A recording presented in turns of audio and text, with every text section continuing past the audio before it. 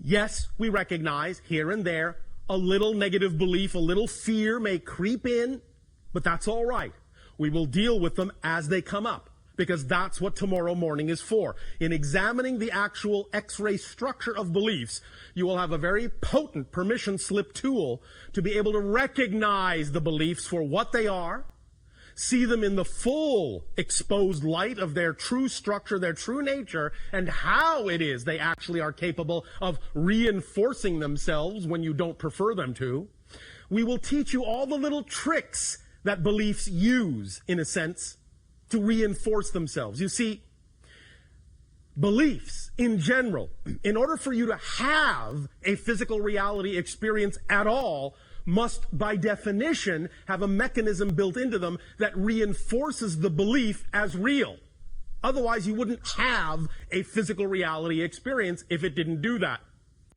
But the idea is that when you create, through definitions, a negative belief, the negative belief will also use the same mechanism of self-reinforcement, but it will add an entire array of tricks and tools to constantly reinforce itself, to constantly make it seem as if no other belief is possible, no other belief is true.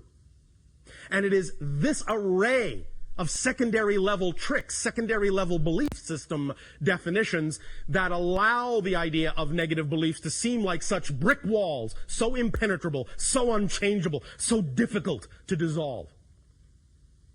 But we'll explore them, we'll expose them, bring them into the light of your consciousness, and show you very clearly what the tricks are so that you will not be fooled by them again. Is it a deal? Yes. All right. Let us thus then begin, first of all, by a little bit of a pre-experience, a pre-meditation, if you will. Relax. Close your eyes. Take a deep breath in and let it out. And relax your body, relax your mind, relax your emotions, relax your soul. Relax your expectations, relax your assumptions. Right here, at least for right now, at least for this moment, you are free from worry, free from any concern, free from fear. And if fear comes up, just invite it in. Give it a place. Tell it to sit in the corner for a moment. That you'll deal with it in a moment. But for right now, you are giving yourself a little bit of a mini vacation. Take another deep breath. In and let it out. And feel all of the day melt away. Take another deep breath in and let it out. And just for a moment realize you have absolutely nothing in the world to be concerned about. You have right now no job to think about, no bills to pay, no worries, no deadlines. Just you. You're just here, right now, just for this moment. It's all right. The world will still be there when you open your eyes. But for right now, in this space, you are in a bubble reality, another reality. Take another deep breath in and let it out. And imagine, in whatever way, shape, or form works for your imagination, imagine your brain and see all the little neurological pathways. You can see them in any way, shape, or form you wish. You may see them as wiring. You may see them as fluid. You may see them as crystals. You may see them as a drawing. You may see them as a pattern of any kind of configuration whatsoever. But just know that that is representative of the idea of the pathways of your brain. And the pathways, like a computer program, in a sense, are representative of different ideas, thoughts, feelings, beliefs, definitions. This is, in a sense, a basic representation of the personality mask, the artificial personality construct that you use to explore the experience of physical reality. It is not really fundamentally who you are as a being, as a consciousness. It is a filtering system.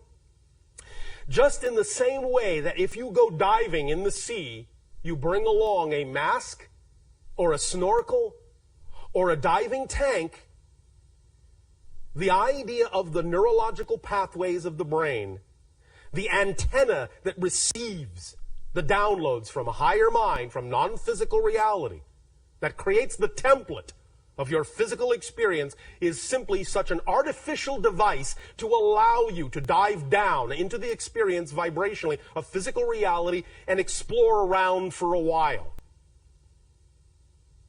So, the idea that we are going to be undertaking is to make sure that this diving mask is as clean and clear as it can be to give you an unobstructive view, as unobstructive as possible in physical reality. We're going to rewire to make sure that your breathing passage to the tube, snorkel, or tanks is clear, that your oxygen mixture is appropriate, that you won't get the bends. You will allow yourself to work with this template, however it presents itself to you.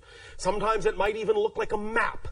Sometimes it might look like an abstract painting. It doesn't matter how it presents itself to you. Whatever way your imagination decides is correct. And even if it keeps changing, that's correct too. Because your imagination is keyed to your frequency, and whatever way it presents it is the correct way for you. So please don't judge it.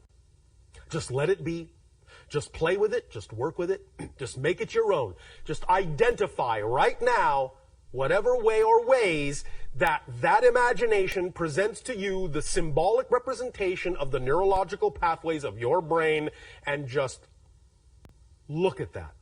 Just sense it. Just feel it. Just turn it around. Hold it in your hand. Turn it upside down, inside out. If it is two-dimensional, fine. If it is three-dimensional, fine. If it is multidimensional, fine. Just look at it. Just examine it. Just realize this is your antenna.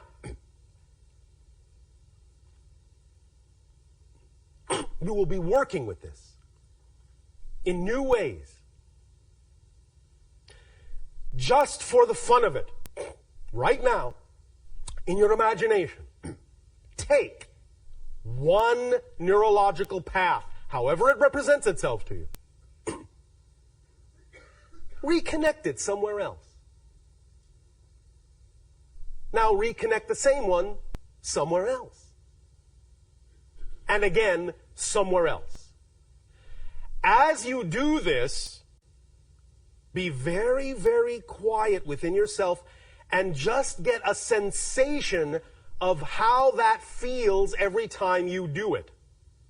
Just probe around. See what happens when you connect the neurological path here. Now see how it feels when you connect it there. See what happens. See if you have any other kinds of sensory experiences or feelings that come up, or ideas or inspirations that suddenly come to you, or images that present themselves unexpectedly, or memories that may come back in a sense. Just play around with that one circuit and just keep connecting it to different other nodal points, other places that you can connect it to. Keep redrawing it. And each time you do it, whatever pace is appropriate for you. You don't have to do it fast. You don't have to follow exactly the way we are saying it. But as you do it, just start to pay attention to the differences you experience when you do that. And if you seem to experience no difference at the moment, let that be all right as well. There is no wrong way to do this right now. But I guarantee you, even by doing this, you are doing something. You are starting the ball rolling. You are starting to unravel that ball of twine. And just by doing this right now, this little tiny exercise right now, you are going to make it easier for you to unlock from what you prefer to unlock from and lock into what you prefer to lock into. But at the same time, you will retain a malleability, a flexibility, a plasticity unprecedented in your reality. You will know that you always have the ability, one way or the other, to rewire your neurological path to be more receptive as an antenna to the downloads from the higher mind. That you have the ability to redraw the blueprint, to reorganize the template that you use upon which to build your physical reality experience. Take a deep breath in and let it out. And just connect that little pathway now to one last place. Find a place that feels comfortable, good, cozy, peaceful, warm, cool, loving, pretty, tasty. Whatever to you feels correct. And just leave it there for the moment. Breathe in one more time. And as you breathe out, let that neurological pathway begin to crystallize. Let it begin to hardwire into that wondrous place of perfect peace, harmony, joy, and love.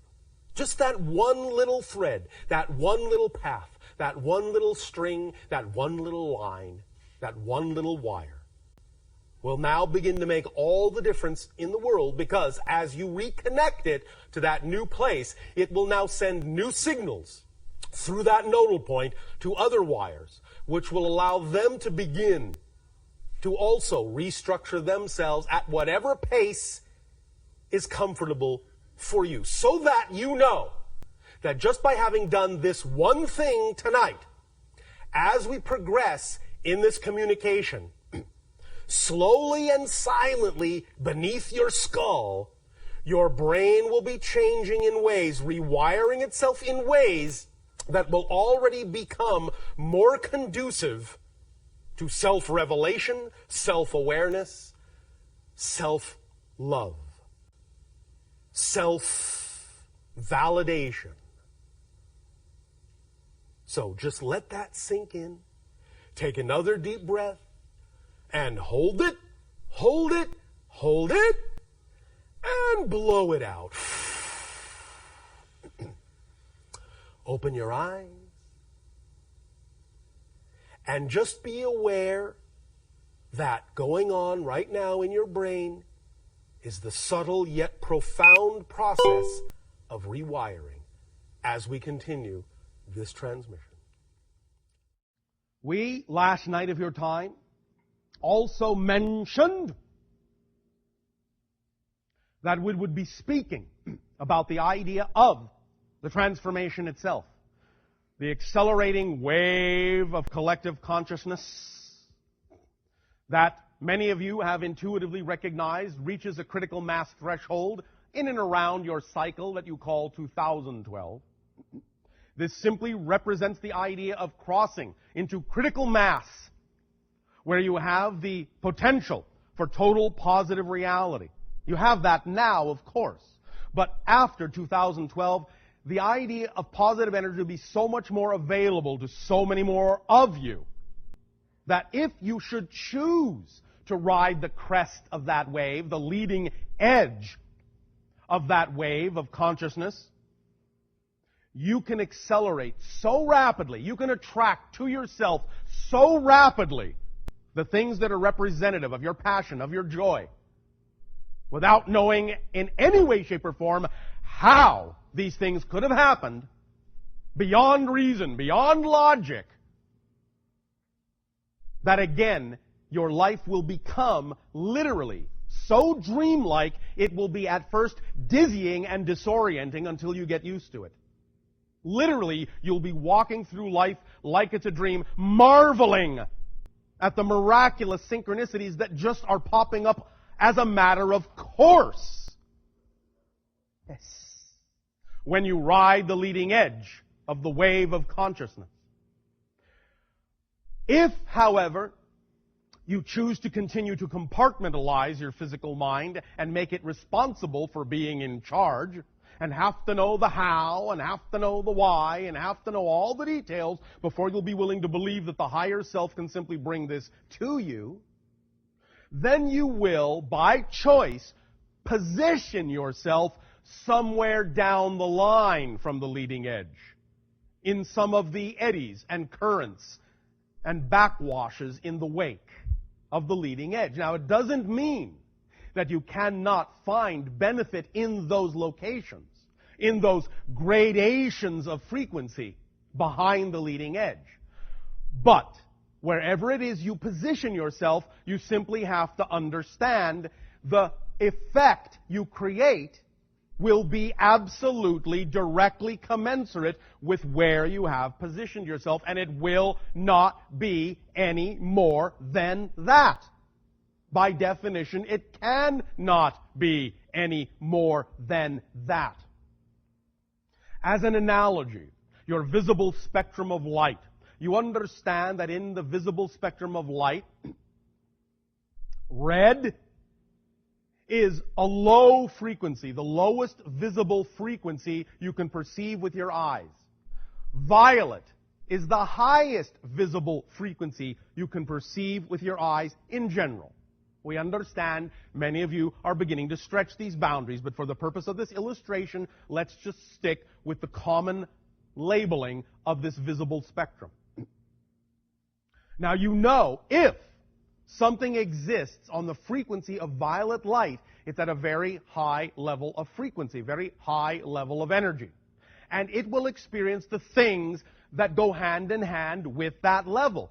If something chooses to exist on the other end of the spectrum, in the red frequency, it will be functioning at a lower wavelength, a slower wavelength, a lower vibration, and will only experience the things that are commensurate with that level in the spectrum. It's all energy, it's all light, it's all the same stuff, as you say, but the difference in gradation of the vibrational frequency will ultimately determine what is capable of being experienced on that level. If you're operating at a certain wavelength toward the lower end of that spectrum, you will only perceive red. Only! You will never perceive violet at that end of the spectrum. If you are operating at the violet end of the spectrum on a high frequency level, you will only perceive violet. You will never perceive red at that end of the spectrum. Ever. So, the leading edge of the wave of your collective consciousness on this transformation, you can live there and ride the crest, or you can allow yourself to float back into the wake. Somewhere in there will be vibrations that will be representative of whatever degree you are willing to allow your belief system to take hold. So, you must understand that if you do that, there are consequences to that. The consequence being that you can only perceive what is directly commensurate with the level you're on, and nothing else. Nothing lower, but nothing higher. But you are all capable of choosing to ride the crest, the leading edge. All right. Now, when some of you consider this, you get scared. It's going too fast for me. I might fall off. I might crash. I might smack into a brick wall. As if suddenly one would appear. Of course it will if you create it. But again, understand that if you create that brick wall, that's an indication you are no longer on the leading edge. Brick walls do not exist by definition on the leading edge. They only exist back down the line, in the wake, in one of the eddies, in one of the currents that is representative of belief systems that there are such things as brick walls. But if you're truly riding the leading edge, truly, as you say, surfing the crest, then you will understand that just like being on the top of the mountain, you have a clear and unobstructed view of everything in front of you. And you ride that wave right into ecstasy. Ride the leading edge of the ecstasy. Allow yourself the opportunity to know you can. You don't have to choose to. But then if you don't be surprised by what is commensurate for that level. It's completely up to you what to lock onto, what to believe, what to align with, what to associate yourself with. You can, on one hand, say, I understand these concepts, I believe these concepts, I will live these concepts, I am this idea. It can happen instantly, effortlessly, miraculously, wonderfully, joyfully, creatively, lovingly, now, for me. Or you can recognize that you tend, quote unquote, choose to gravitate more to informational sources that confirm your own fear. Well, one should take their time. Well, one has to be careful with this stuff. Now, we understand that there is such a thing as recognizing and honoring whatever belief system you happen to have, and not pushing yourself beyond it if you truly don't believe you can, because that would simply be disastrous.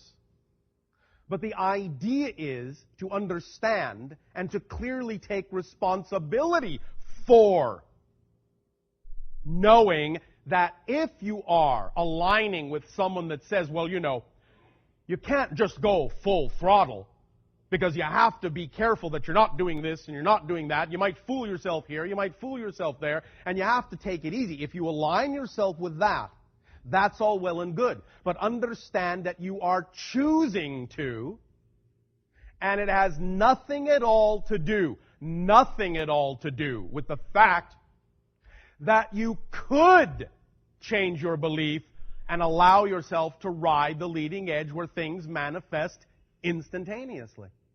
You could. But if you are not, it's your choice. And that's, once again, where you really need to be passionate about being passionate and find out why you are choosing to not ride the leading edge. You will obviously have your own reason for not doing so. Whatever that reason is, whatever you feel is the need for safety, is up to you to determine. But just take responsibility and recognize the responsibility and the choice that you are making for understanding that it's not empirically true that you have to do it that way. It's not empirically true that you have to listen to what that person is saying as opposed to what this person is saying. It's just your choice. Take responsibility for it and then be passionate about finding out why you believe what you do, so that you can, if you are willing, open up to new beliefs that will allow you to move up the spectrum and be in the violet instead of in the red, financially speaking. So, allow yourselves to simply at every given moment recognize what you're doing. Let go of the need to understand the how of it. Because you see, one of the things that stops many of you from having the experiences that were described in the recording is that, for example, when someone says, well, I simply got into the state where I believed I would simply receive more checks. Your physical, logical, reasonable mind goes, well, where the heck are they supposed to come from? I haven't done anything to earn that money. What are you saying? That some stranger just suddenly going to get into his head to pop a check in the mail to me for no reason whatsoever, and I'm just going to go to my mailbox and open a check that comes from a total stranger that's suddenly giving me exactly what I want? Yes! Yes, that is what's being said. Yes, that is one possible way. Yes, that is one possible example of what could happen. But when your logical, reasonable, physical mind going, how does that make any sense? The thing to remind it is that it doesn't have to. It doesn't have to make sense. When you stop needing it to make sense, then you'll make dollars. You have got to give up.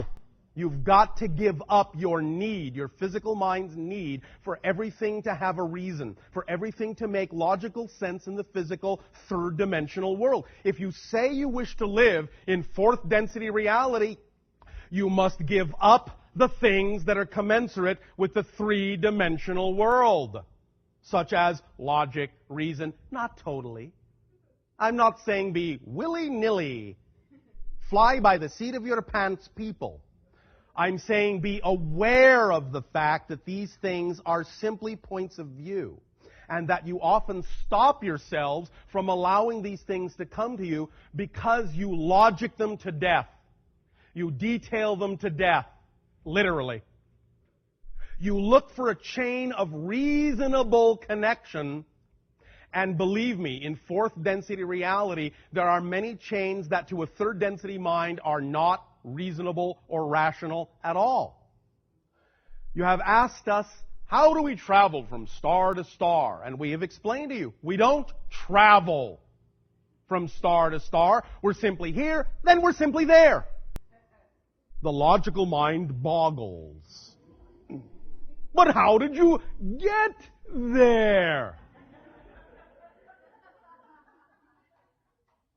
How is it possible to go from here to there without stepping on all the places in between? That's not rational. That's not logical. Yes, it is from a different point of view. I'm talking about not abandoning logic. I'm talking about higher logic. The logic that comes from standing on the mountaintop where you can see the entire valley, the entire network, and where it makes sense to you on the mountaintop to say, if you actually go back 3 steps and then to the left, you're actually going to get there more quickly than if you just go straight ahead. Whereas down in the valley, the logical mind self is going, but everyone knows the shortest distance between 2 points is a straight line, and if I go backwards, how can I get there sooner than if I go forwards? How? And the higher self goes, ugh.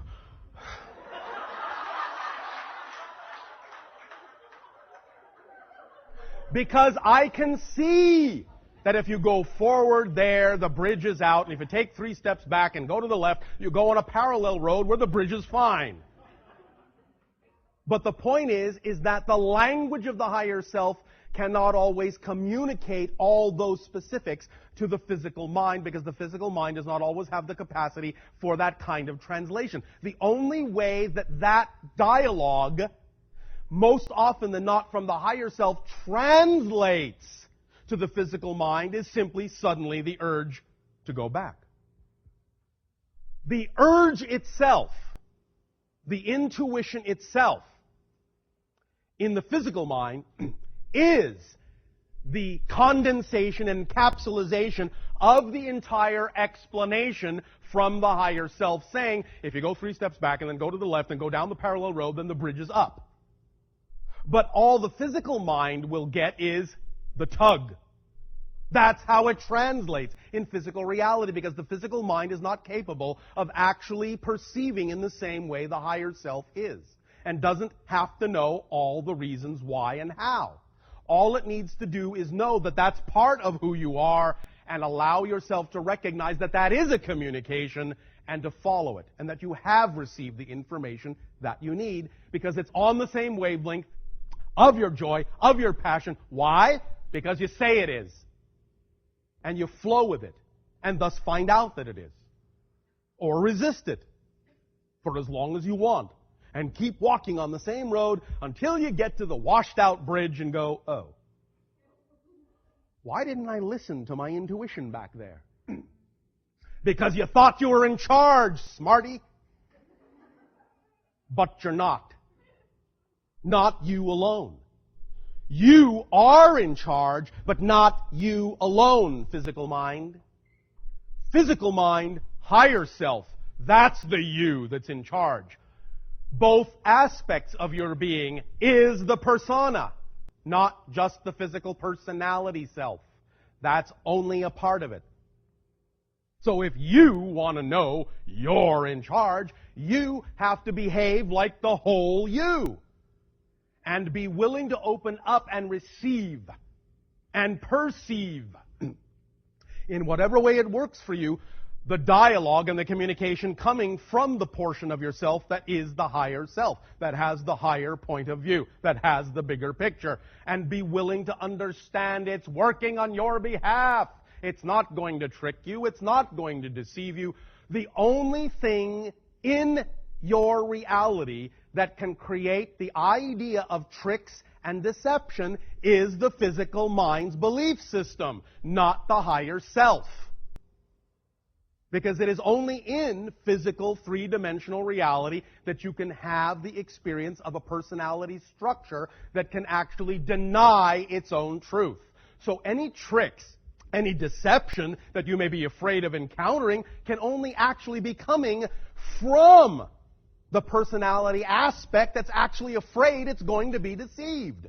That's the paradox. It can't come from the higher self because that's a bigger picture point of view. And it can clearly see the road. And there is no reason, there is no logic for the higher self to go, yeah, take the left road. Watch and see how my lower self falls into the river. This ought to be fun.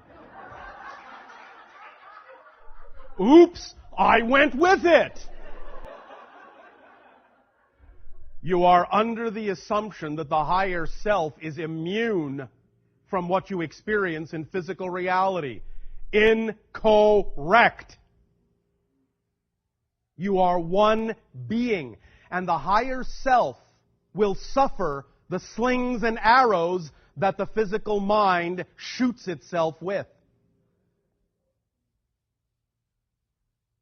You are one being. And it is not detached from you. And it is not immune to the consequences of the physical mind's choices. But because the higher self is closer to the vibration of unconditional love, it will overlook it. Again and again and again and again. Attempting to unconditionally loving you, reminding you, please take the other road, please. Oh, here we go again. It is not immune to the consequences of the physical mind's acts and choices. Do not assume that it is. But it is close enough to unconditional love to forgive it. And to keep giving you the benefit of the doubt. That's the relationship of your higher self. That's its job. To keep on guiding you no matter what.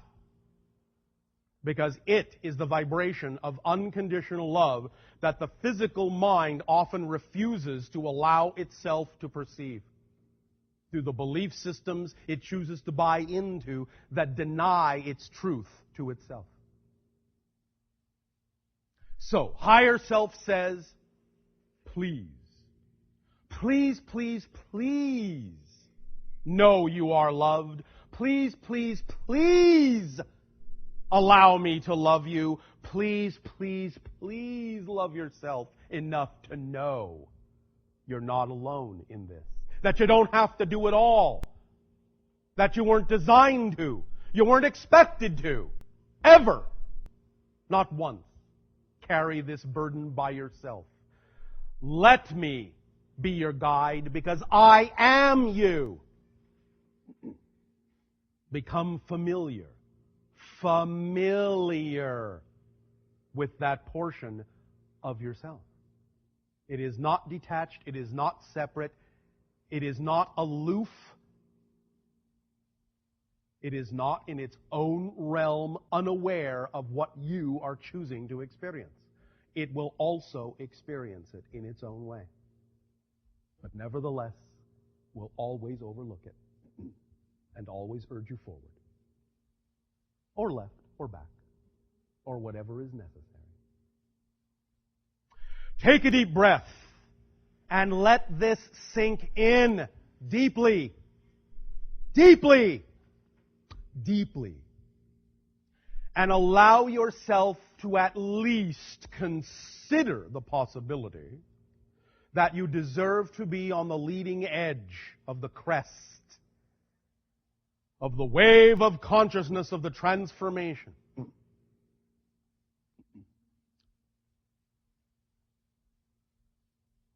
Take another deep breath.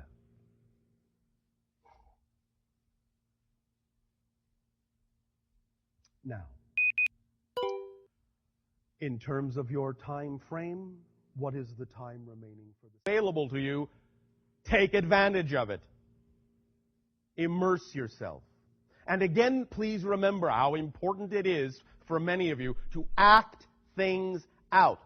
We know, it's no secret to us, that when we have often suggested to many of you that the way to allow yourself greater opportunity for manifestation, greater ability for manifestation, is to actually go and physically act out the scenario that represents your highest joy. And we know, as we said, it's no secret to us that most of you simply don't. Why not? That's the question. That's the true, honest self-assessment that really needs to be investigated.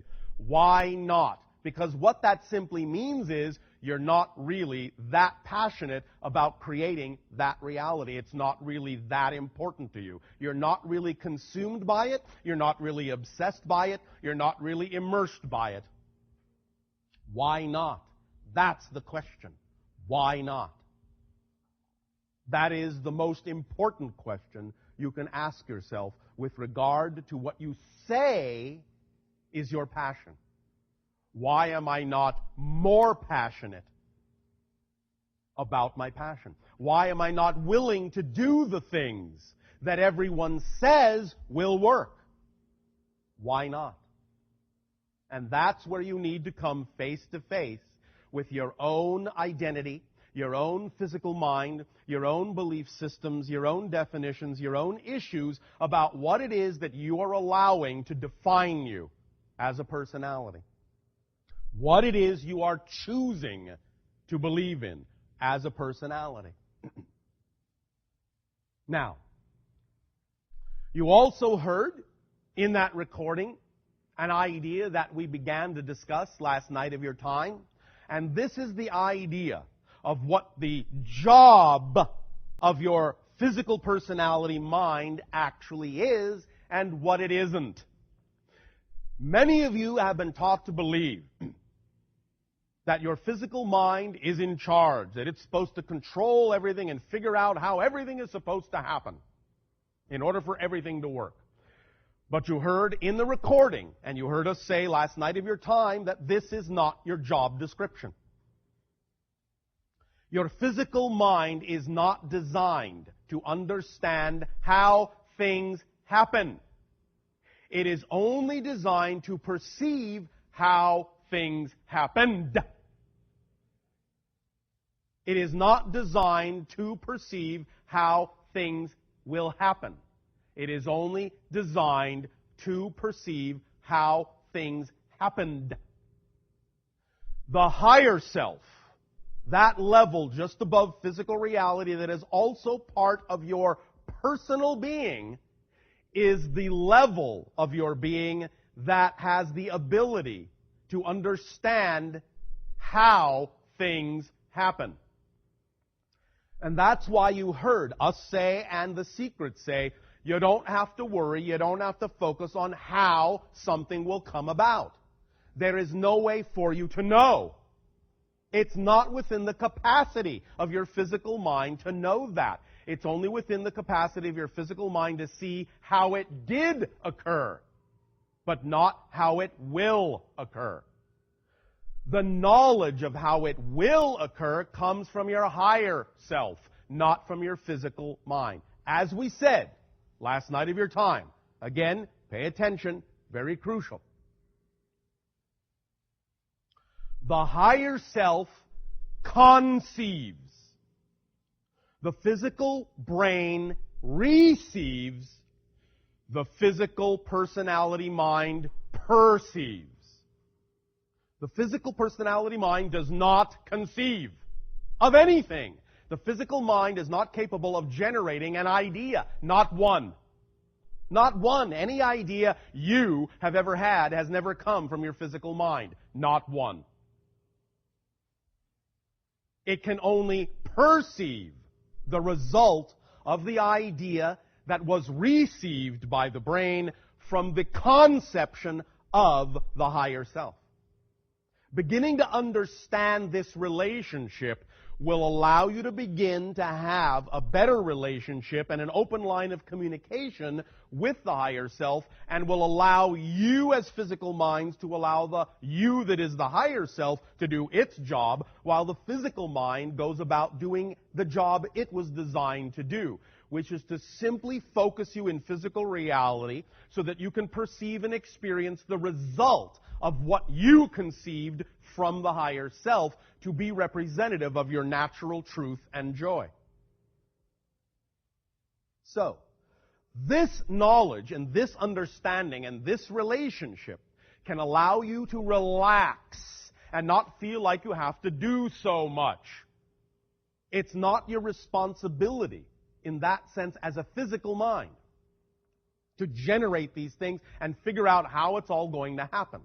As we said last night of your time, we recognize that the physical mind, if it is taught to think it's in charge, can get caught up in the idea of attempting to repeat how something did occur, thinking that what it is perceiving is actually how the next thing needs to occur, when in fact it's not. The idea of attempting to do that will only cause a repetitive cycle, a repetitive loop, that will simply allow you to remain stuck in one particular manifestational level, and it won't advance until you allow yourself to make the leap and let go of how you think it needs to happen, and let the higher self show you how it can happen. And then let your physical mind simply perceive how it did happen. So you don't need to carry those bags. You don't need to carry that luggage. It's too heavy. You weren't designed to carry it. If you keep carrying it, you will be exhausted very quickly. You will start dragging. You will say, life is a drag. This doesn't work. I'm not having any fun. Why not? Because you're doing too many jobs. You're not doing the job you were designed to do, only you're also attempting to do the job of the higher self. The higher self is the you that is on the mountaintop, that has the big picture, that has the far view, that can look down at the physical mind in the valley and say, the road is this way. I'm telling you, turn left. I know you think you're supposed to turn right because you think you're in charge, but I'm telling you, turn left. Pay attention, pay attention, pay attention. You don't have to know how turning left is going to get you to where you want to go. I can see that it is because I'm on the mountaintop. You don't need to know. All you need to do is what? Trust me that I'm telling you the truth. Why would I do anything different? I'm you.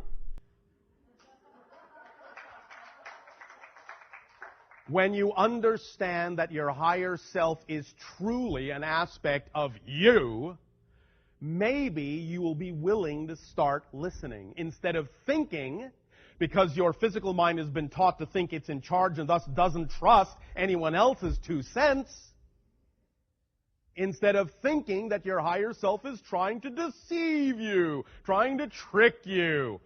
Can't listen to that guy, that gal. What does he know? What does she know about being down here in the valley? A lot. Because you are also it. And it is also you. What we are simply saying is this is the complete person. Higher self, receiver brain, physical mind, this is the complete persona. And when you compartmentalize yourself, you are not functioning literally, not functioning as a complete person. You are shunting responsibility and the load of the job to only one portion of your personality, only one portion of your persona, the physical mind, and expecting it to take up the slack, which it is not designed to do. You're putting too much weight on it, too much emphasis on it, and it's going to wear the physical you down. To the point where it won't matter what the higher self says about taking this road or that road, you'll just be too exhausted to move. Just can't do it, sorry. The idea is that when you allow yourself to let the higher self pick up that slack by doing the job it was designed to do, your load will be lightened. You will be energized. You will be enlightened. You will feel freer. You will feel like you have more energy than you ever imagined possible. You will be able to move in the direction the higher self is suggesting, because you will then not be weighed down by things that you don't have any business carrying with you. And it will make you feel free, and you can run down the road, and that means as soon as you give up the job that isn't yours, things will accelerate. If you think you need to lug all this luggage down the road, it's going to be slow going, because of many of the definitions and belief systems that many of you have been raised with, that some of those definitions may act as a filtering system that will not really allow you to hear clearly what the underlying fundamental concept here is. We know that many of you get it when we say, follow your passion, act on your passion. And when you have heard others say, follow your bliss, act on your excitement, act on your passion, behave as if. We know that you believe you get that much. But at the same time, in many of the discussions we have had with many of you, we also hear the idea of putting your trust in negativity, of doubting yourself, and saying, well, I am doing my best to follow my passion, but it doesn't seem to be working. Well, I'm doing my best to do this, I'm doing my best to do that.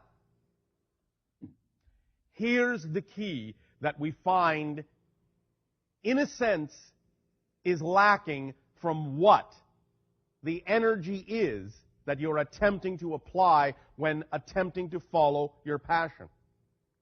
It's all well and good to recognize that following your passion, when you recognize it, is the thing to do. But what you may not also understand the importance of is that you also, here it is, are you paying attention? The secret to the secret to the secret. Ears open wide. This is going to sound very simple, but it's very important. When you are acting on your passion, you must also be passionate about being passionate, which many of you are not. When you search for your passion, and then you find something, or you recognize the idea of looking around at any given moment for what excites you the most at that moment, and many of you make an attempt, many of you make an application, many of you do an act, there will still be, according to many of your belief systems, those moments when you go back into, when you choose to go back into many of your negative beliefs, many of your negative feelings, many of your negative thoughts, the things you don't prefer. And this is where it is most crucial to remember that you must also be passionate about being passionate in order to really allow your passion to work. And what this simply means is you don't ever give up. You, at any given moment that you feel yourself waning, look around and use your imagination and create for yourself in that moment an action and a behavior that will take you back into your passion. You must, in that sense, exhibit passion in order to create passion. This is how you bootstrap yourself up the vibrational ladder. To put it in another way, you have heard us say, you have heard them say, when you have a vision, when you have a dream, when you have a picture, when you have a visualization, act it out as best as you can. Do all the things as best as you can to allow yourself to create the frequency of the reality you prefer, even if it isn't literally, physically manifesting yet. This is the willingness to be passionate about being passionate, instead of choosing to feel the idea of the inertia tugging at you from the beliefs you don't prefer. The willingness to act differently regardless of the recognition that you have those beliefs. For example, when you see someone who is truly driven, truly passionate about something, about some career, about some reality, about some idea, you literally see that they are hungry for this manifestation. They are driven. They are obsessed with it. The idea is to become obsessed about being obsessed. To do the things themselves for their own sake of creating passion that will then allow you the opportunity to take that and create the vibrational state necessary to attract what you prefer. So, as we said, here's an example. You have now at your disposal, as we said, this tool called The Secret, and many other tools. Doesn't have to be this, but it's readily available to you all in a very convenient form, so it can be this.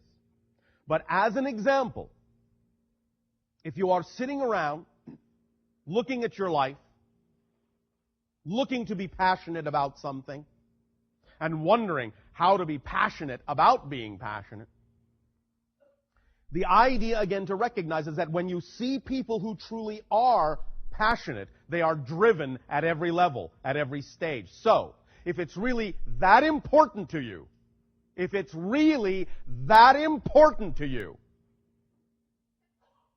bless you.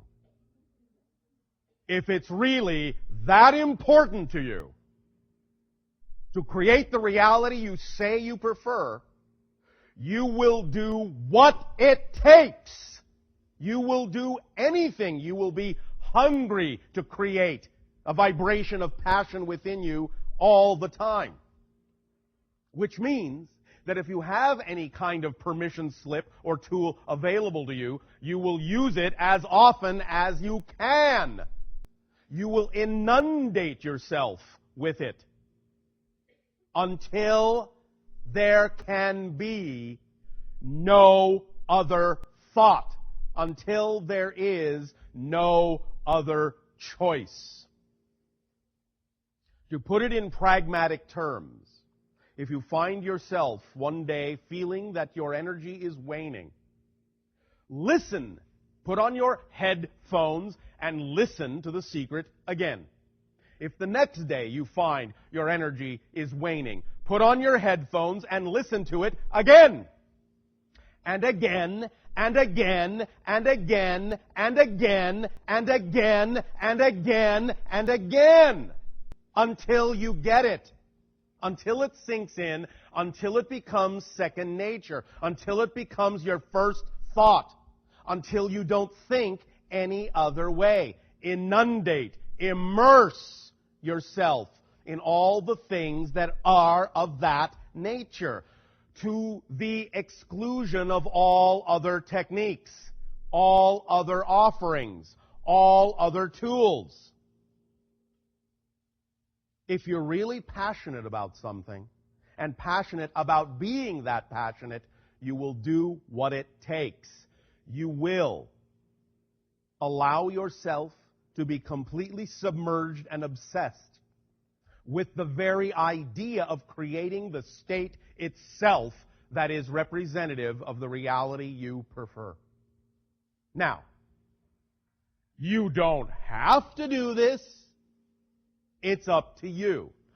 But what we are saying here now, and what we will be repeating throughout this particular transmission, is the recognition that whatever stage, whatever level of frequency, whatever level of commitment, whatever level of drive, whatever level of hunger you decide, you choose to have for being passionate, is completely what will determine the level of reflection you get, the level of effect you get. So if you say to yourself, I don't have to listen to that again, I already know it, still not working for me, I'm still not happy, still not getting the reality vibration, still not creating the state of being I want, but I don't have to listen to that again, then that's the state you will remain in. When you remember a time when you became passionate about something, anything, you couldn't get enough of it. Every day, every waking thought, you ate it, you drank it, you breathed it in. You looked for anything that had to do with that thing, to learn more, to feel more, to absorb more, to immerse yourself, surround yourself more with that idea. The idea is that in and of itself, that activity in and of itself of immersing yourself in a passionate state is paramount, is very important to the generation of attracting all the things that are then representative of that passion.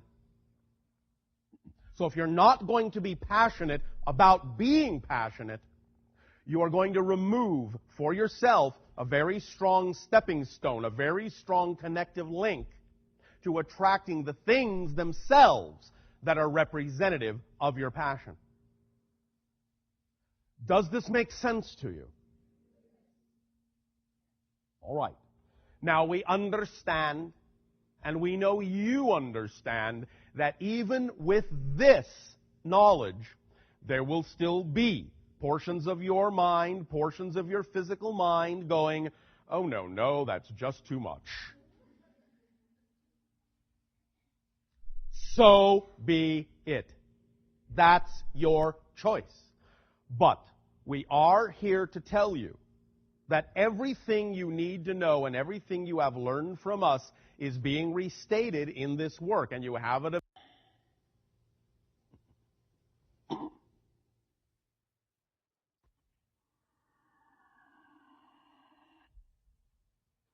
I'll say good day to you this day of your time. How are you all? All right. Thank you. We are engaging in this transmission this day of your time to discuss the principles, concepts, ideas that you have just listened to in this particular collective work that you have labeled on your planet, The Secret. We recognize that many of you have listened to this work. Many more will be listening to this work. This, of course, for many of you familiar with us, will contain many ideas and principles that will be familiar to you. Concepts that we have discussed and many other beings have discussed in a variety of ways for many years. Regardless of what might seem to be slight terminological differences, slight variations in presentations, you can sense, if you pay attention, that the principles are identical.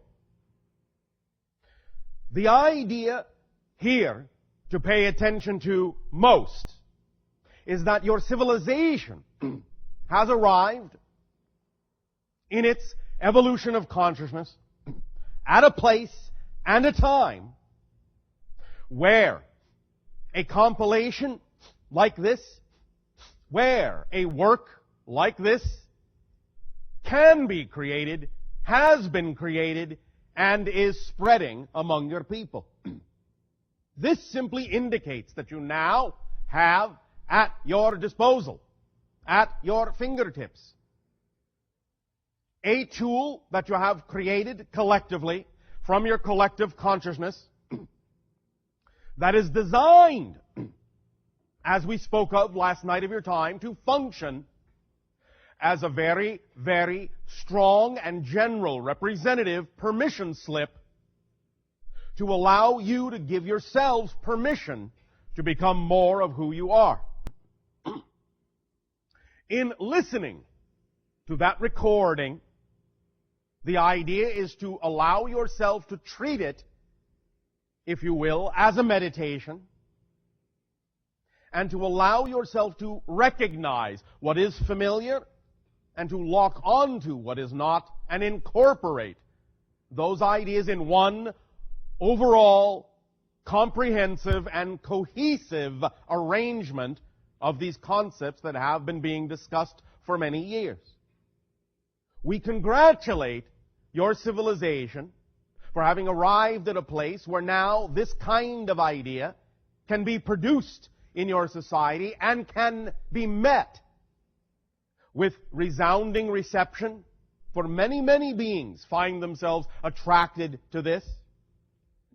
And you have seen this demonstrated on many levels of your media, where this idea is not only talked about in this format, but you are witnessing many other similar formats coming up from many different people who now are also recognizing these ideas are at the core of how to attract, how to create, how to manifest, how to experience the reality you prefer, that you believe is most harmoniously aligned with the being that you prefer to be, with your true natural self.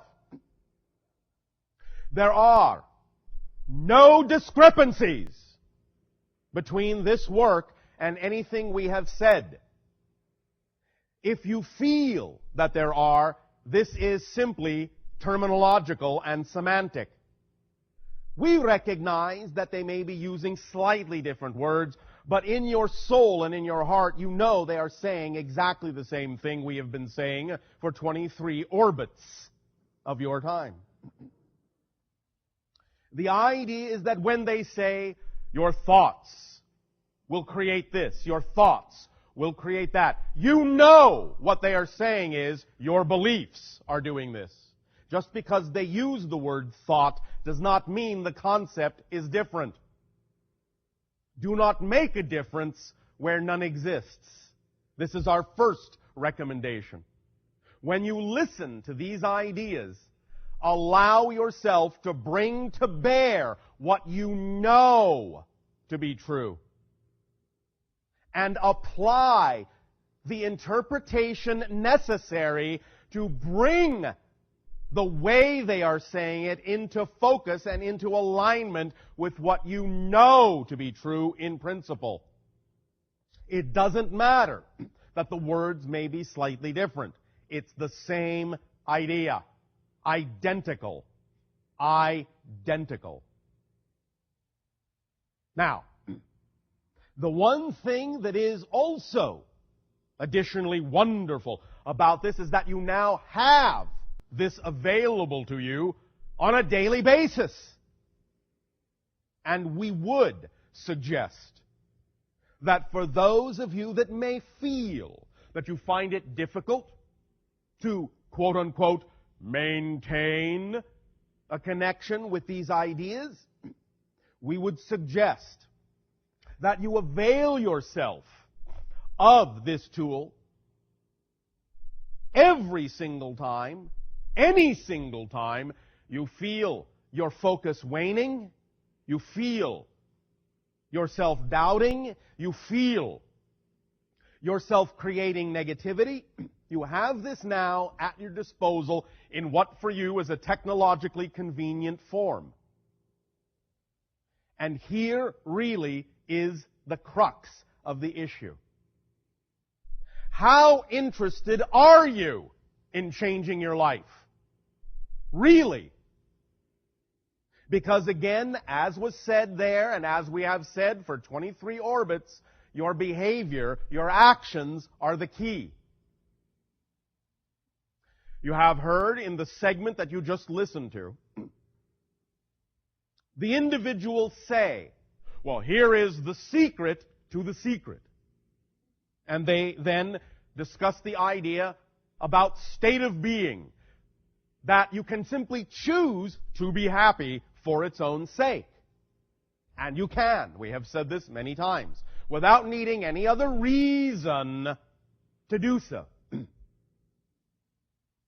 But now we would also like to share with you that there is also another secret to the secret. And if you wish, as an addition to what has been said in your recording, I could say then that there is a secret to the secret to the secret. Now, it's not that this was not said over and over and over again by us in the recording and by many other people. But it was said in ways that may not allow you to recognize it for what it is. It was said in general ways. It was said in illustrative ways. It was said in anecdotal ways. But now we are going to tell you very plainly. There is an underlying concept here that many of you may be missing out on because it hasn't been said plainly. Because we understand that when you drop what isn't yours, things will speed up because now you're not carrying extra weight. Things will accelerate. The paradox here is that because the physical mind has been taught to think it's in charge and has to figure out how everything is going to happen, it actually slows things down, even in the face of wanting things to speed up. It's doing exactly the opposite of what it actually really wants to have happen by taking on too much weight. So by letting that go and allowing yourself to function as the whole being and trusting the how to the higher self and not thinking about it, not worrying about it in the physical mind as to how you're going to get where you know you want to be, then you will allow there to be balance on all levels of your being. Things will flow in that positive direction representative of your natural self because you will be behaving as your true, interconnected, holistic, natural self. This, when people talk about the idea of letting go, when they talk about the idea of surrender, this is what they're talking about. Simply surrender to being who you actually are instead of who you've been taught to think you're supposed to be. This is what you are now realizing in this new age of transformation on your planet. That you're not alone. That the compartmentalized you that you heretofore thought was the totality of your being is in fact nothing but a small piece. And that you actually have other portions of yourself that you could be using, that you could be allowing to carry some of the load with you, but which you have refused to believe can happen because of the way your personality mind, your physical mind has been taught to think about what it's supposed to do, about what its responsibilities actually are. And thus then, once the physical mind has taken on this much weight, has taken on this much more job than it was designed to do, and it feels tired, and it feels stressed, and it feels weighed down, what's the next step after that? Victimization, resentment. It starts dissolving and devolving and breaking down because it cannot carry the load. And once it starts breaking down thinking this is supposed to be working and it's not, it now feels betrayal from the universe. The universe isn't supporting me, it's not working for me. No, you're not working for you. You're not working for you because you're working too hard for you. Lighten up on yourself. The universe does not expect you to have to struggle. It does not expect you to have to, in any way, shape, or form, suffer. Challenges, yes, but those are exciting. Activity, yes, but that's exciting. Struggle, suffer, no. There is no expectation on behalf of the universe that you should have to struggle and suffer to be yourself. All the struggling, all the suffering, all the doubt, all the fear comes from the misunderstanding of who you are, and thus resisting your natural self because you're afraid to give up that control from the physical mind to the greater self for which it was designed. And when you thus then don't do that and take it all on yourself and start slogging down the road, very heavy under the burden of things you have no business carrying, comes the victimization, the sense of fear, the sense of betrayal, the sense of being alone, the sense of being cut off, the sense of being disconnected, the resentment, the hate, self-loathing, lack of deservability. All these issues stem from not allowing your full self to carry the load. All of it. Bless you.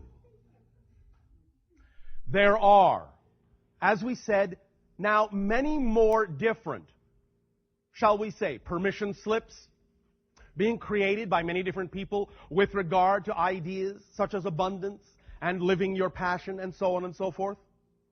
They are all saying the same thing. Choose whichever one seems to work best for you. But when you make a choice as to what permission slip is most reflective and most representative of what you believe works best for you, then take that information and inundate and immerse yourself in it to the point where you are truly exhibiting a passion for being passionate. And thus then you will find that you will infuse yourself when you give up the weight that doesn't belong to you and you infuse yourself with a passion for being passionate. The levels of synchronicity will explode in your life to such a degree that you will find staggering, miraculous, enlightening, uplifting, levitating. You will be flying in many different ways, accelerating, opening up, feeling the love that has always been there, unconditional.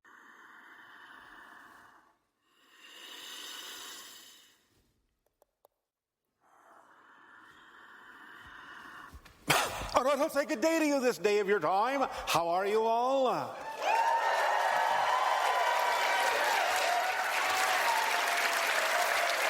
right. All right, we'll take that as an okay. We thank you all with deep appreciation for the co-creation this day of your time of this interaction and the allowance of this transmission. Our unconditional love to you all, and let us begin. We have titled this transmission, Sedona, the Interdimensional City. The idea being that because of the nature of the vortex of energy that exists in this area, it is connected to many different realms, many different realities, many different dimensions. And so we would like to discuss the ways in which you may use this portal, this energy, to connect to more of yourself, bring more of yourself through, that being your greater self, not just your physical minds, but connecting more readily with your higher mind, with your greater being, with parallel realities, with Source, and your guides, and all who are willing to be of assistance to you.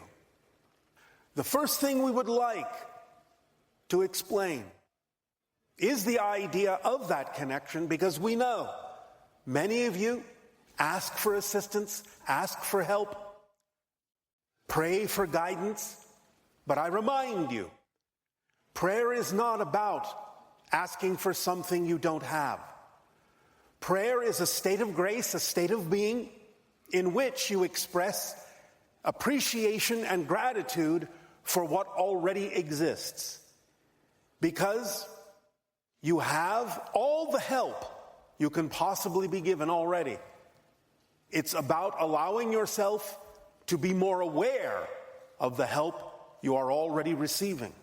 rather than asking for something you are not being given. Keep it in present tense, for that's where everything exists, in the right here and the right now. We have before talked about the idea, just to use a similar earth analogy, of the AAA formula. When you need assistance, you call AAA. But this AAA is the idea of acknowledging what you have, being in appreciation for what you have, and allowing what needs to happen next to happen. So acknowledging, appreciating, and allowing are the states of being that represent your ability to allow you to know you are receiving what you need and to be more open to perceiving it. It is the allowance that allows you to perceive what it is you are already being given, because you are always being given it. It is never withheld, not for one moment. As we have said, based on the idea you call the law of attraction, it isn't wrong that you have to be of the vibration to attract what you need, but many people have a little bit of a misunderstanding as to what that really means. And so, as we have explained, your core frequency, your true essential vibration, is already attracting everything you need as powerfully as it can be. So it's not about having to learn that particular frequency. You're already radiating that frequency every moment of your existence. It is pouring out of you. The idea is to stop getting in the way of allowing it to attract what you need. So it's not about having to learn something you're not already doing. It's about letting go of those fear-based or negative belief systems or erroneous assumptions and definitions that are impeding your core vibration from bringing you what you need in life. And notice that we have said what you need, not what you want. Sometimes your wants and needs can coincide, but very often the want may be the result of a misunderstanding in the ego structure to make you think you need something that really isn't necessarily as relevant as you might think or as you might wish. But if you have what you need, your lives will be fulfilled. You will live a life of joy, because the needs are what will support you in every endeavor that is representative of your truth, of your passion, of your true path in life. If you have what you need, you have everything. Again, sometimes if you are in touch and in tune with your true self, then your wants and needs may coincide. And at the very least, if you're going to want what you need, because that will give you everything. The idea now of being in this vortex, it is a magnifier and an amplifier of what you bring with you into it. Positive, neutral, and negative. It is very important in this reflective mirror, this magnifying mirror, to really deep down examine what you hold to be true, why you hold it to be true, and really with honesty deeply investigate yourself, your beliefs, your definitions, and ponder why you believe it is important to hold on to something. So allow yourself the opportunity to really get to know yourself. That ancient wisdom, know thyself, is the key. And in knowing yourself as clearly as you possibly can, you can more easily discern what it is that is truly important for you to hold on to as a belief, to understand why you're holding on to it, to understand why you may be holding on to things that don't necessarily serve you. Because once again, allow us to explain briefly, what we call the motivational mechanism in all of you. Every single one of you operate this way. There are no exceptions. Not even you. The idea is it works this way. You will all immediately, instantly, move in the direction of what you believe serves you. You will all immediately, automatically, and instantly move away from what you believe does not serve you. So if you can observe that you may be choosing things that do not serve you, if you understand the motivational mechanism, then you will understand that the only way that could happen, the only way that can happen, is if you have a belief that says that what it is that doesn't serve you is somehow better than the alternative.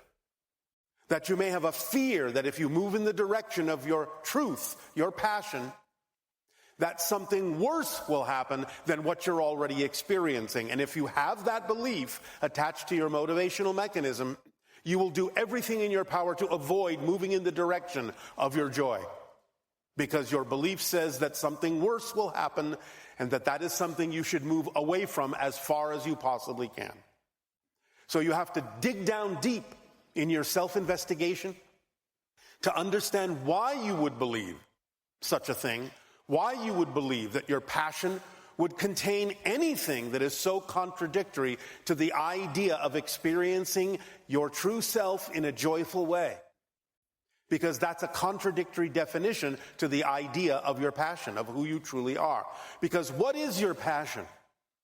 As we have explained, your passion is the result of a communication from your higher mind saying, this is who you are. This is the next step on your path. Your non-physical higher mind, that portion of your whole being that is in spirit, is sending you energy messages all the time.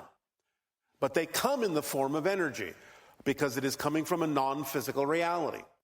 Your physical body translates that energy message as the sensation you call passion, excitement, curiosity, attraction, and love.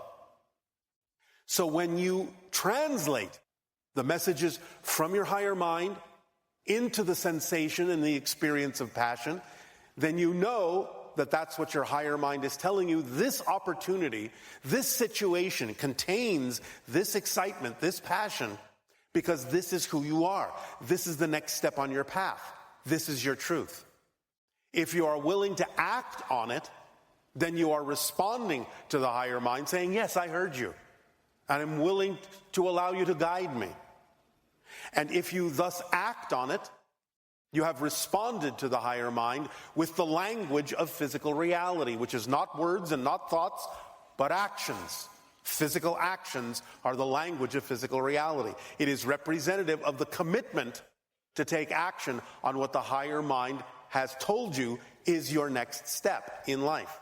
And once you do that, you set up the dialogue with your higher mind so that it can send you more opportunities to act on your passion. For why should it send you more opportunities if you haven't even acted on what it's already sent you?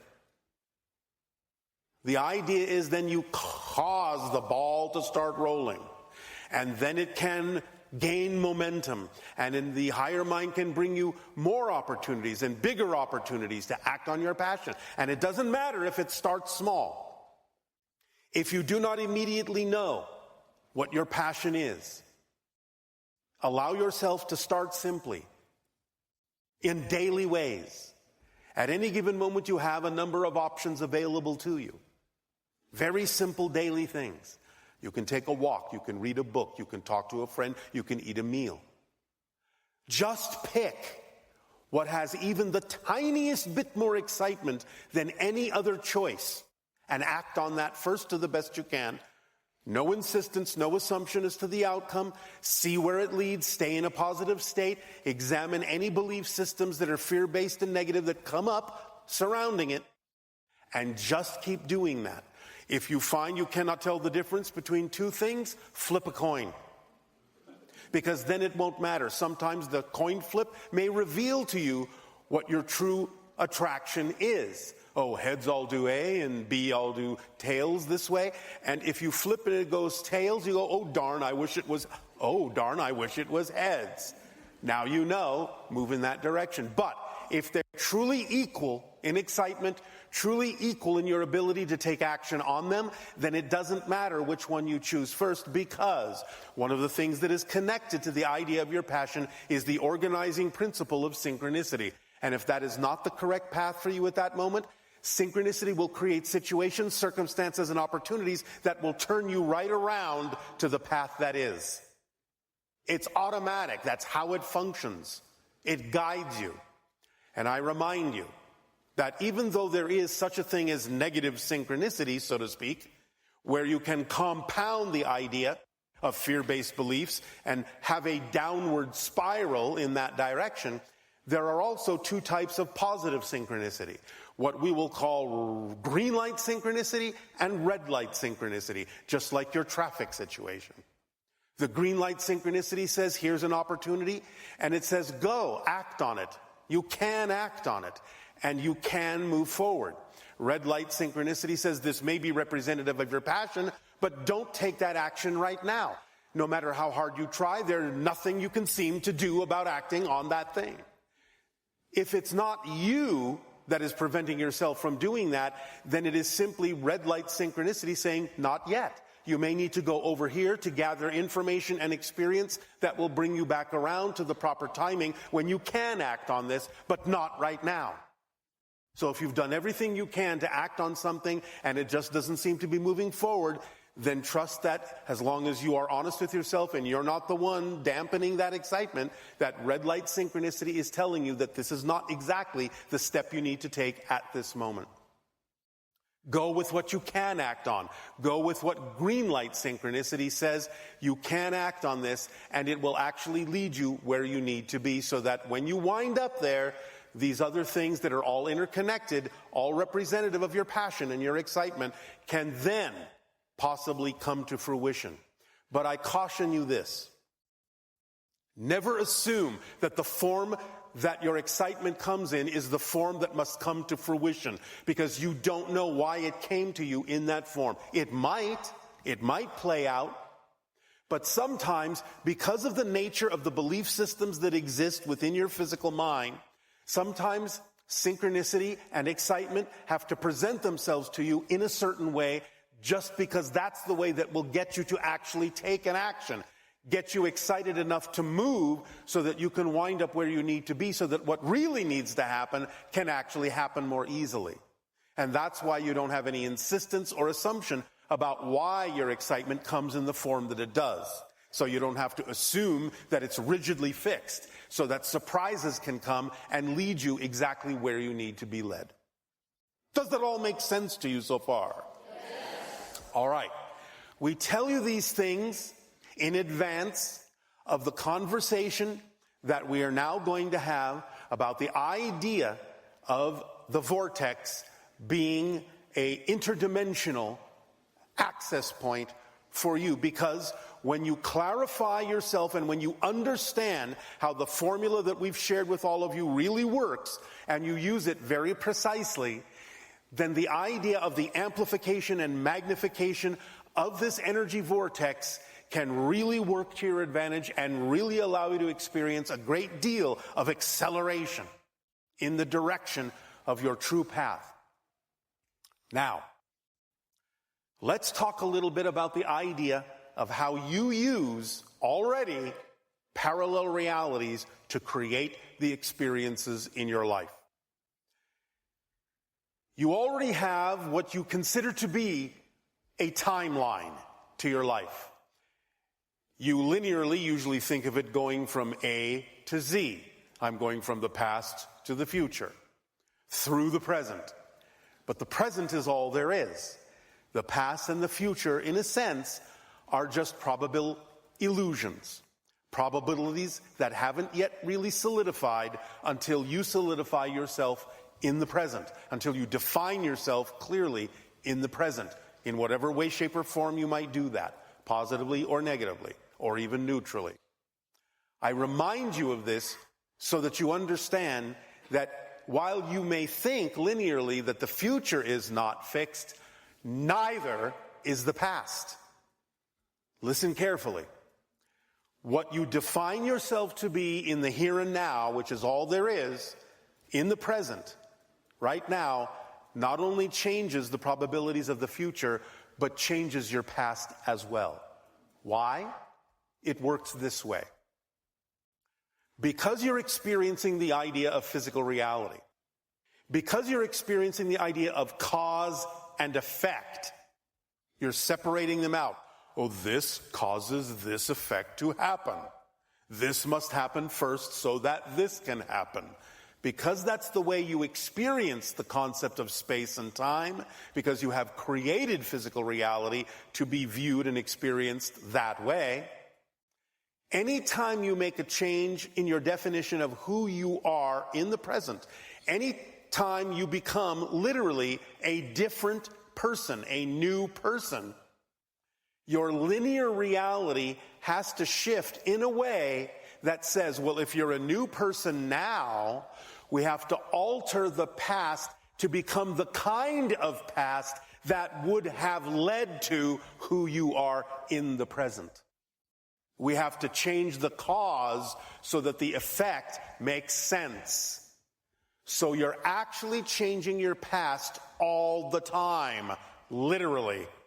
Not metaphorically, literally. Now, you may not know that all the time, because again, as soon as you make that adjustment in the present, the past is going to bring with it the idea that that's always been your past, because that's what's going to make sense to you linearly. Even though 2 minutes ago you may have had a completely different past, you may not know that, because in order to function in physical reality in the present, you have to remember the past that makes sense for who you are now. And this is dynamically changing all the time.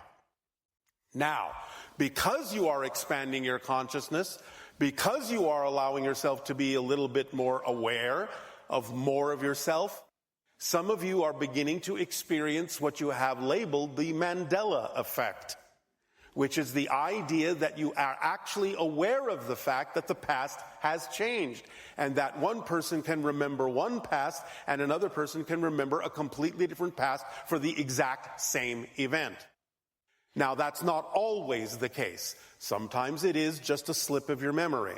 But sometimes it is the idea of recognizing that you have shifted the past in order to truly define who you are in the present, and that two people can have a memory of absolutely different histories, and both of them are real, because all parallel realities exist at the same time.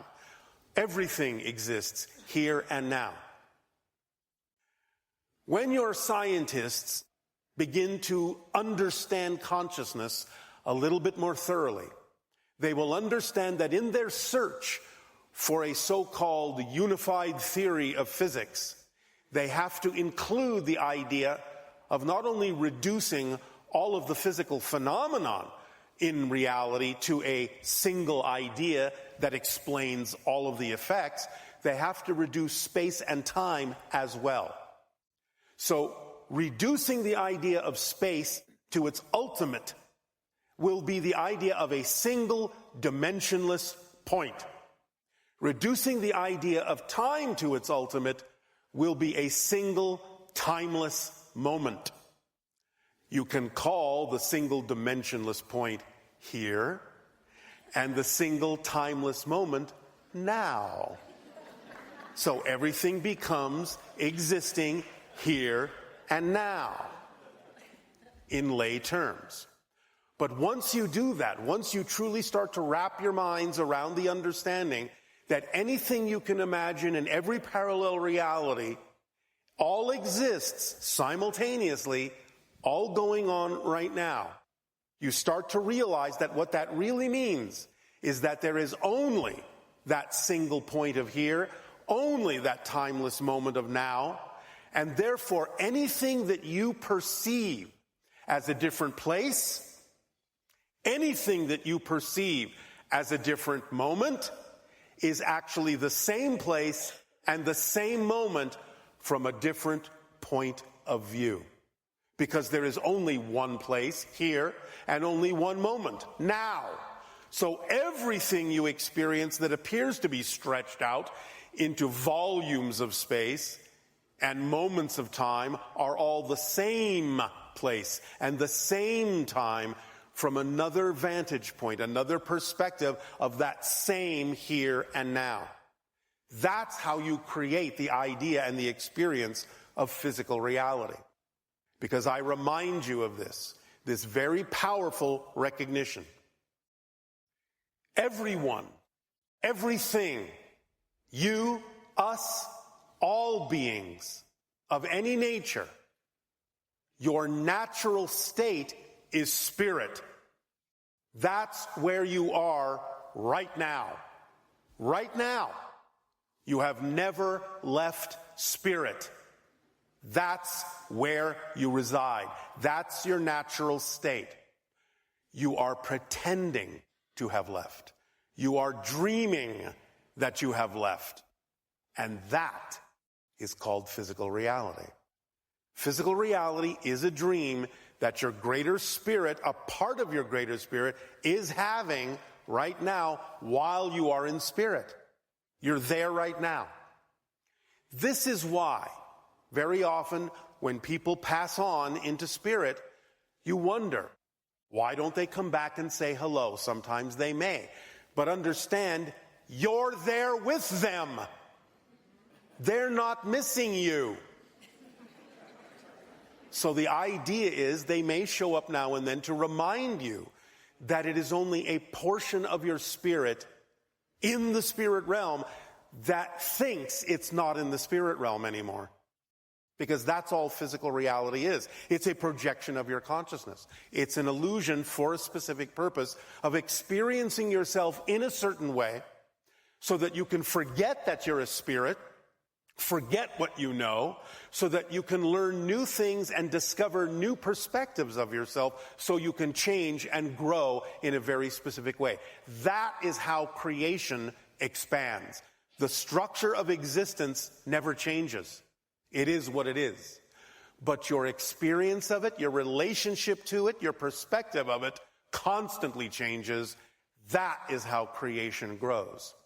So the idea is you are experiencing physical reality and you are learning new perspectives, new discoveries of yourself from new points of view, allowing creation to expand in that way, in its relationship to itself, through all of you, through all of us, through all that is. And that experience is precious because it allows you to experience the process of change, the idea of growth, the idea of discovery, the idea of newness. And that is a precious gift. So, now, how are you actually doing that in physical reality? Well, as I said, you all assume you have a single timeline that goes from your past to your future. In fact, what you're doing is this. You are scanning all of the frames of reference of all the parallel realities that are relevant for the theme that you chose to explore in this life. And you are drawing down and plugging in and unplugging from and connecting to and disconnecting from all the frames and parallel realities that are relevant for this theme. You are constructing, literally, moment to moment, billions of times per second, constructing what appears to be a single timeline made up of frames, one after the other in a certain order, from thousands of parallel reality connections. You are doing this all the time automatically. When you have an inspiration, oh, I just thought of this. It may be coming from a parallel reality person that you're plugging into that is having that experience. And therefore you can get the inspiration because their experience in that particular reality is relevant for the theme you chose to explore in this reality, in this timeline. You're constantly merging with timelines to build the timeline that is relevant to your theme as they are doing with you, drawing upon your experiences, your information to construct their timelines. All of this going on at the same time. That's how powerful you are. You are a multidimensional being. This idea of your physical self is but a fraction of a fragment of what you actually are, of what your greater self actually is. Your soul is multidimensional. The idea that you have created this experience you call physical reality is magical. Some civilizations that are non-physical, some collectives, interdimensional, non-physical beings, sometimes actually have a challenge even imagining how such a thing is possible that you do on a daily basis. They can't imagine limiting themselves in that way. This is why we often refer to you as the masters of limitation. Now, but here's the thing. In your process, you are going from being the masters of limitation to being the masters of limitation, so that you can master how you use the limitations you impose upon your consciousness in ways that will allow you to experience your growth in a fantastically magical way, so that you really start remembering that you're creating this physical reality experience by your collective and individual agreements, by the contracts you have with each other, to serve each other, to reflect to each other what it is you each need to know to become more aware of who you are through this process, to discover a new perspective of yourself and add that experience to your soul, to your greater being, to all that is, to source itself. Because you are all and we are all and everything is reflections and aspects of all that is, experiencing itself in all the ways that it can, in all the ways that it is. Nothing is by accident, it's all an orchestration. Synchronicity permeates everything you experience, whether you know it or not. This is all an orchestration. When you are walking down a street, all the people that you see walking down the street around you are not there by accident. It may be differing in degree of relevance as to what their presence means to you or what your presence means to them, but it's not an accident. You are there because you're serving to support the greater whole picture, to allow someone else or yourself to glean something from the experience of being there at that exact place, at that exact moment in time. The orchestration is amazing, precise, unerring. When you are stuck in one of your so-called traffic jams, it's not by accident that you're there. So take the time to look around. The people that are next to you in their automobiles are not there by accident. Again, it may not necessarily be that relevant for you at that moment, or maybe you are learning some lessons. Here's one example. Again, by being in that traffic jam and not moving forward very quickly, how do you know that 5 miles down the road, if you had been going at full speed, you wouldn't have gotten into an accident that killed you? You don't know. But what you do know is that there's a reason this is happening. And again, it may not necessarily have that much to do with you, but it has to do with you in your willingness to support someone in that grouping who does need to learn something from that experience. That's the willingness to serve that you all have on a higher level. Bring that willingness to serve down to earth, and you will be served as well. As you serve, you are served. It's just like what we have said by analogy. Each and every one of you is like a little puzzle piece. And when you all fit together, You create the big puzzle picture that supports all of the pieces within it as the pieces support the whole. If you are willing to be the puzzle piece the way you were intended to be shaped, the natural shape you are, and not trying to be a different shape that you are not, you will fit with all the other shapes willing to be themselves, and you will create a harmonious whole. Remember, unity and harmony are not the product of being homogeneous. Unity and harmony are the product of validating the differences that each of you beautifully are, so that all the differences fit together and create the whole picture. Diversity is the key. So the idea in being diverse as beings, in drawing from the diversity of multiple parallel dimensions of experience and reality to create your path in this life, is what's going on all the time.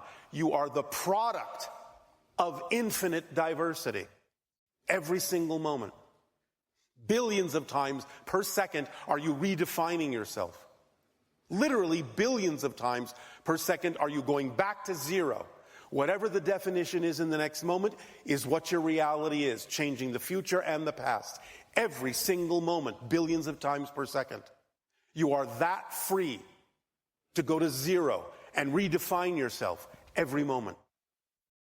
When you collectively gather and you have an agreement that you are in this powerful electromagnetic vortex that can act as an amplifier and a reflector and a magnifier for the energies that you bring into it, you have to understand, based on what we're telling you now, yes, in a sense, you can say, well, yes, Sedona is a vortex.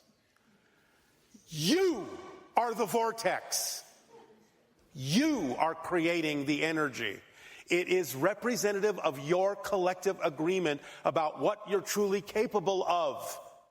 What you're truly capable of creating with each other by serving each other and reflecting to each other what you truly need.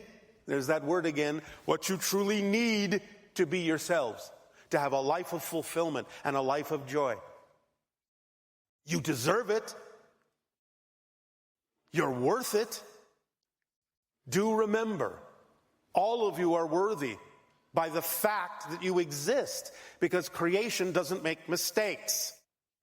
And if you exist, that means you're worthy of existence. It means creation needs you to exist for it to be all that it is. Those of you who might have experienced the idea of believing in your lack of worth, you're arguing with creation, and you will never win that argument because you cannot stop existing. So, don't keep pounding your head against the wall. I'm unworthy, I'm not deserving. Because creation will never acknowledge that. Ever. You cannot stop existing. Existence is your natural state. There is no room in non-existence for anything that exists. Non-existence is already full of all the things that will never exist.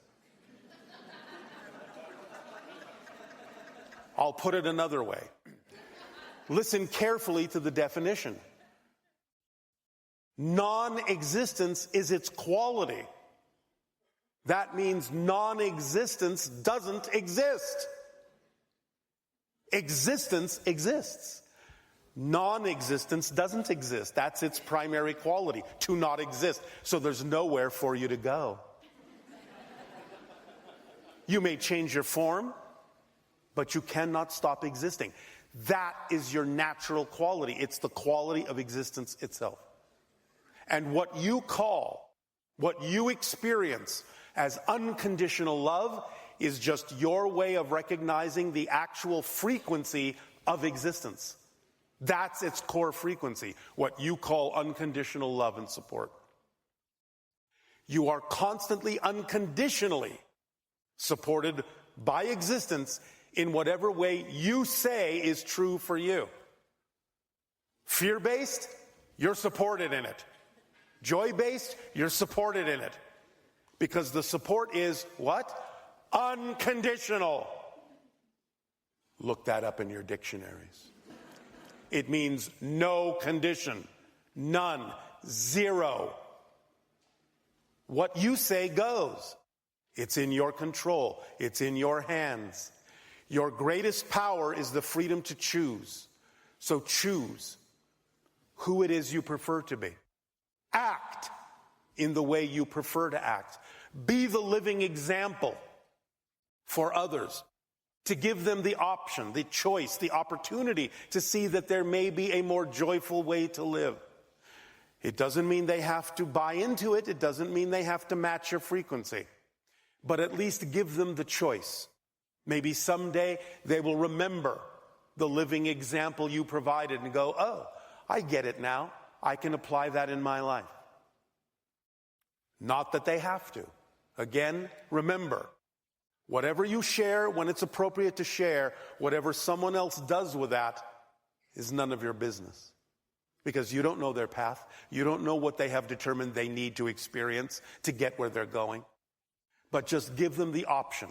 Give them the choice. Let them decide when and where and how to use it. Remember, there's no rush. There's no hurry. You're all eternal, infinite beings. No hurry. Somewhere, somehow, somewhen, you'll get it. You don't have to get it now, but you can choose to. It's up to you. I guarantee you that when you do, your lives will be a lot smoother, a lot more joyful, a lot more creative, a lot more loving, and a lot more serving of all that is, that allows all that is to reflect that service back to you. So, the parallel realities that you constantly connect into, the other dimensions you become aware of, the other versions of your greater being that are living out their lives along with you simultaneously, side by side or overlapping, if you wish to put it that way, are there for you to mine as you need to, as they give to you and they serve you and you serve them by providing them more experience, more information, more energy, so they can draw from you what they need as you draw from them what you need. So we're talking about service across multiple realities. Service across multiple dimensions is your... Let me say good day to you this day of your time. How are you all? Once again, we take this opportunity to thank each and every one of you for allowing this transmission to occur through this particular window, on this particular day, and in this particular manner. Once again, each and every time you allow this transmission to be translated through this gateway in this way, it affords our civilization an opportunity to experience new facets and new aspects of creation through the interaction of each and every one of you and your unique presentation of creation. So we thank you for this gift of sharing. We would like to begin this transmission this day of your time with the following notion. We would like to call this following subject the eye of the beholder. We have recently discussed with some of you a new understanding, a new perspective to the question that some of you have had for many years. We have heard many of your people ask about when certain kinds of contact with extraterrestrial species would occur more openly, and we have discussed with many of you for many years some of the reasons as to why this is not yet appropriate. We have talked, and we will now recap briefly the idea about how when civilizations are full of people that are operating on a particular wavelength, a particular frequency of energy, and if that frequency is lower in general than the frequency of energy exhibited by another civilization, then to put the higher frequency civilization in contact with the lower frequency civilization before the lower frequency civilization is ready can actually do harm, because when two frequencies are brought together, the higher one tends to overwhelm the lower one in the specific manner of forcing the lower frequency to speed up. And when your frequency speeds up, that is representative of all the things you have hidden within your consciousness, your psyche, all the fears, all the doubts, being forced to the surface before you may be ready to integrate them, to process them at your own pace, in your own way. And so, civilizations that are of higher frequency, who have respect, will not force themselves upon a lower frequency civilization. And by lower frequency, of course, once again, this is not meant in a judgmental way. It is simply that different people, different civilizations are at different places evolutionarily. And it must be, shall we say, cautionary in how these contacts are made, so as not to do damage, so as not to disrupt, but in respectful manner. And we have talked about this many times. Now, we would like to add one more idea, one more understanding of the effect that encountering an alien species would have upon many of you. Many of you already know that when certain occurrences, life-changing occurrences, happen to you, you look at things very differently. Your perspective of life changes. Your perspective of other people changes. This would be greatly amplified were you to suddenly, at this present point in your evolution, come face to face with some species of other civilizations. In seeing them, in knowing beyond a shadow of a doubt that they are, in your terms, real and present, it would alter not only how you look at things in general, but very specifically would alter how you look at members of your own species. You would never look at humans the same way again. To actually encounter a member of another race from another civilization changes your perspective about all life, all consciousness, especially because of the difference in frequency that you would be subjected to in encountering another species. And when you turn back around and look at your own species, you will not see them the same way. You will not necessarily even see them as real. You will no longer be able to relate to them in the same way. And while there is nothing intrinsically wrong with this, when done without proper preparation, it can be to some degree damaging in your outlook in life. Damaging because you will no longer feel that you fit in, even more so than many of you feel that way now. And the idea is that would literally be alienating to many of you. It is important, from our perspective at least, in our opinion at least, that you remain cohesive even in the changes that you make. For even as many of you change and even as many of you feel very different from other members of your society, you are still of a kind. You are still of an ilk. The difference we are talking about, the profoundness of the change, would be something beyond what you are used to experiencing. You would truly, in many ways, be alien. And it would not serve you to not be able to fit in certain ways at this time. Until such time as the integration within each and every one of you has taken place to a greater degree than it has right now, until that time, then, physical contact is held back on the part of most species. We know that there are, of course, certain species that are in connection, are in contact with your species, but these have very different agendas, are interacting for very different reasons, and are of very different vibration than many of the species we are talking about that have higher resonances. So do not be impatient for this.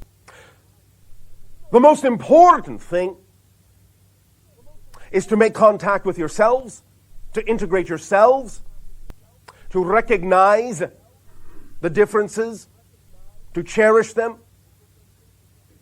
to amplify and expand in creative ways upon the diversity within your own culture before you are ready to take the step in learning how to integrate the differences and diversity in other cultures altogether. So we simply offer to you this additional reason for why there is specificity in the timing of when these things will occur. It will not really be so very long. Again, as we have said, the beginnings of some of these encounters will occur within the next decade. and will increase and accelerate thereafter as certain changes occur in your society. The point is to simply live your life, not detach yourself from earthly concerns, but recognize that you chose to be where you are for your own reasons, and the idea is to get in touch with those reasons so that you can help not only change yourself, but help others change in beneficial and positive ways according to their own desires and choices, so that in so doing and cherishing your own diversity, you then create the blending and the integration necessary to be capable of presenting yourself as a cohesive planet to other cohesive planets. Then and there will contact be made. Only when you meet us halfway. Until such time, this is the nature of contact now, in that people have been, so to speak, trained to allow conversation and communication and transmissions to occur in this and other similar manners, so that we can have an exchange of ideas without forcing our presence upon you, so that we can leave it up to you to decide whether or not you believe we are real. For we do not care if you believe we are real. We know we are real.